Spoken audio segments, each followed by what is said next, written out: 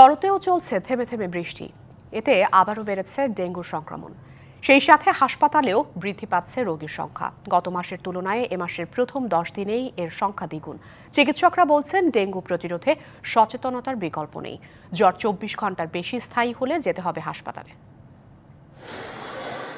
রাজধানীর DNCC Covid dedicated হাসপাতাল। গত মাসেও এই হাসপাতালে ডেঙ্গু আক্রান্ত ছিল হাতে গোনা। তবে এ মাসের প্রথম 10 দিনেই রোগী বেড়েছে উল্লেখযোগ্য হারে। বেশিরভাগ রোগী এসেছে তীব্র জ্বর নিয়ে। প্রথম দিকে সাধারণ জ্বর ভাবলেও পরীক্ষায় ধরা পড়ে ডেঙ্গু। আসলে আমরা যদি এখানে থাকি, এখানে পরীক্ষা করা হয়েছে, পরীক্ষা রিপোর্টে ধরা পড়ছে ডেঙ্গু হয়েছে। তারপরে এখানে আসছি আমরা। জ্বর আসছিল, বমি আসছিল, আইছিলাম বেলা অস্থির আসছিলাম, এখন অস্থিরতাটা নাই গে। রোগীদের মধ্যে একটি বড় অংশ শিশু। অভিভাবকেরা বলছেন, জ্বরের সাথে খিঁচুনি দেখা দেয় চিকিৎসকের শরণাপন্ন হন তারা। টেস্ট করাইছি, টেস্ট করানোর পরে প্রথম থেকে অবস্থা ছিল ভাইরাসের থেকে তারপরে ধরা গেছে ডেঙ্গু জ্বর হয়েছে 11 দিন পরে। স্যালাইন মালাইন দিছে, আইসিতে নিছে, আইসিতে হকলাইন নিয়ে হতাইছে।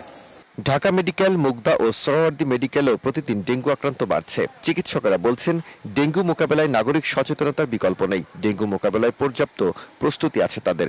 জুন মাসের পর থেকে এটার বাড়া শুরু হয়েছে। সেপ্টেম্বরের এই 10 দিনে আমাদের প্রায় 200-র মতো হয়ে গিয়েছে। প্রতিদিন গড়ে 10-15 জন করে পেশেন্ট ভর্তি হচ্ছে, সেটা বাড়তির দিকে। গত বছর ডেঙ্গু আক্রান্ত হয়ে রেকর্ড সংখ্যক মানুষ মারা যায় দেশে। তাই সেই অভিজ্ঞতা মাথায় রেখে লোকবল বৃদ্ধি ও পর্যাপ্ত সরঞ্জাম প্রস্তুত রাখা হয়েছে। Daud Khan, DBC news, Dhaka.